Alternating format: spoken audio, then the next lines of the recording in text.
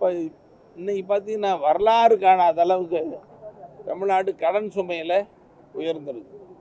இது கடன் திருப்பி கட்டுறதுக்கு வட்டி செலுத்துறதுக்கெல்லாம் நிறைய நெருக்கடி தான் உண்டாகும். அதனால் அரசுக்கு நான் வேண்டுகோள் வைக்கிறது எல்லாம், தமிழ்நாடு எல்லாருக்கும் எல்லாமும் கிடைக்கிற ஒரு தமிழ்நாடு, எல்லாரும் தன்னிறைவு பெற்ற தமிழ்நாடு, வளமான தமிழ்நாடு, வலிமையான தமிழ்நாடாக உருவாக்கணுங்கிறதா எல்லாருடைய விருப்பம். அதுக்கு சீன பணிமொழி மாதிரி பழமொழி மாதிரி மீனை கொடுக்காதீங்க மீன் பிடிக்க கற்றுக் கொடுங்கன்னு சொல்கிற மாதிரி நிறைய இளைஞர்களுக்கு வேலை வாய்ப்பு கொடுங்க, உற்பத்தி பெருக்குங்க, மூலதன செலவை அதிகரிக்கணுங்கிறது அரசுக்கு வேண்டுகோள் வைக்கணும்.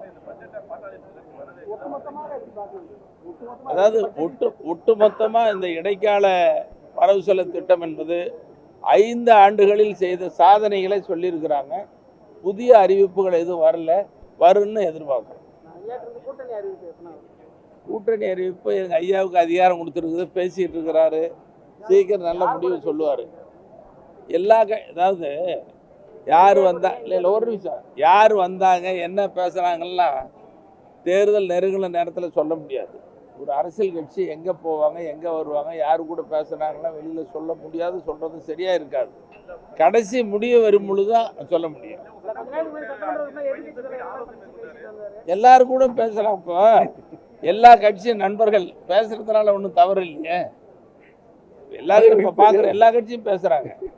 இன்னைக்கு ஆளுங்கட்சி, எதிர்கட்சி, காங்கிரஸ் கட்சி, கம்யூனிஸ்ட் கட்சி, விடுதலை சிறுத்தைகள் எல்லாம் தான் நாங்கள் பேசிட்டு இருக்கோம். இல்லை, அதாவது முடிவுங்கிறது இறுதியாக தான் தெரியும். கூட்டணி குறித்து இப்பொழுது சொல்ல முடியாது. மருத்துவரை அறிவிப்பார், எல்லாருக்கிட்ட இருந்து பேச்சுவார்த்தைகள் நடந்துட்டு இருக்குது. அதை மறுக்கலை, நீங்கள் சொல்றது மறுக்கலை. முடிவு இறுதியாக வெளியிடப்படும். செய்திகளை உடனுக்குடன் தெரிந்து கொள்ள கீழ்கண்ட கேபிள் மற்றும் டிடிஹெச் நெட்வொர்க்குகளில் எம்நாடு செய்தி தொலைக்காட்சியை காணுங்கள். பாதகம் செய்பவரை கண்டால் நாம் பயம் கொள்ளலாகாது பாப்பா. மோதி மிதித்து விடு பாப்பா, அவர் முகத்தில் உமிழ்ந்து விடு பாப்பா.